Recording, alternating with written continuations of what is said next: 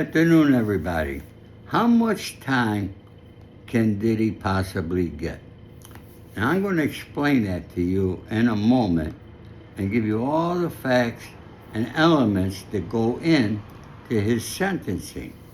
But please, first, please subscribe, like, leave a comment, leave nice ones, and put on your notifications when I go live because I'm starting to do that more often. Now, he was denied bail, so he's still sitting in MDC Brooklyn. And I'm going to presume the judge says sentencing October something, okay? And I think it'll be pushed up a little bit, but not much. And the reason being, okay, I'm sure you all heard, pre-sentencing report. Now, this is where a defendant gets very nervous. And what is a pre-sentencing report and what does it encompass? It encompasses everything that he's done in his lifetime. His previous crimes, convictions, if there's any, accusations, if there's any. There's a lot of things. And let me tell you what goes into pre-sentencing. I'm going to read it, okay?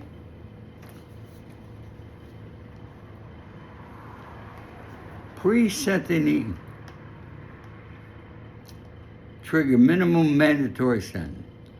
Presenting arguments, objections, both the prosecution and defense can present arguments and object to the guideline calculation and propose enhancements in the PSIR before sentencing. Okay, now what are those things? All right? Federal sentencing enhancement for gun offenses can be applied before a final sentencing as they are a part of the process that determines the appropriate sentence for a convicted individual. Okay? Now, if you recall, I forget who it was, but now they found guns, number one. Number two, they had somebody say that he had a gun and said, get in the car. Number three, they said he had a gun when he was at Cootie's house. Look at that is enough right there to get a gun charge. If there was any violence there. So how are they going to say it was violence? Well, you put a gun on somebody, that's violence. Okay? And tell them what to do, that's violence. So, that's a big possibility it could happen. Will it happen? I don't know. Okay?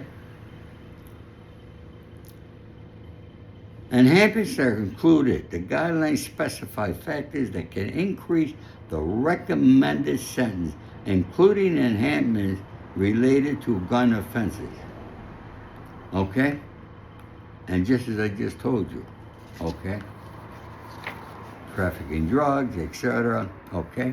Why do I know so much about the gun charge? That's what I had. And I had that, I got a minimum mandatory sentencing only because an informant said that he saw me give the gun to the co-defendant. Now, they had no witnesses from where the robbery took place, because those people left the country. So they had no witnesses.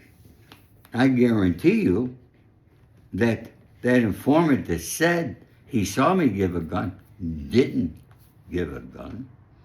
They never found the gun, but I got enhanced, and I got a minimum mandatory sentencing of 60 months on that. The only way you could break a minimum mandatory sentencing is if you're an informant. So obviously, I was not, and I would never be. Okay? Now, on the charge that he has, the minimum, if the judge was really having a great day and had a few drinks, the minimum the judge can give him is 51 months. Okay? 51 months, not a lot of time. All right? Remember, you can give him up to 20 years on these, for 10 years on both charges, okay? But the minimum is 51 months. Take off 7 months for good time. Now you're down to 44 months. Let's take off 10 months that he's been in prison already. That means he's got 34 more months to do. That's the best that he can get. Will he get that? I don't know, folks. Okay? I actually thought that the judge was going to give him bail. I was wrong there. I made some predictions to all of you. I was wrong on the predictions. I see it a different way because I've been there. And I'm going to tell you, the worst times of Diddy's right now, he's happy they didn't get the RICO because they can't take any of his businesses or his assets, all right? So that's a good thing for him, okay? And I also want to give a shout out to all you people who say I'm racist. I get a couple of guys writing in the comments, all right? Let me tell you something. I'll go in any neighbor in any country with you, all right? When I say neighbors, I'll go to Bedford-Stuyvesant, I'll go to Harlem, I'll go to Spanish Harlem, I'll go to Watts. And I'll guarantee you, I will get more respect than you will. So keep leaving those nasty comments, you guys. All right, you want to call me racist? You're talking about the least racist guy you ever met. Okay? You'd be surprised at the people that I know have been around 80 years old. 80 years. So I got a lot of respect out there, folks, because I've always done the right thing. So I wanted to leave you folks with that. I just laid the facts down to you.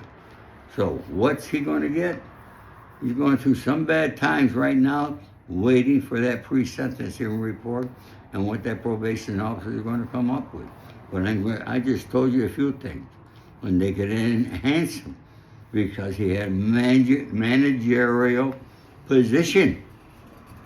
Yeah, he's the guy that was directing the freakout party.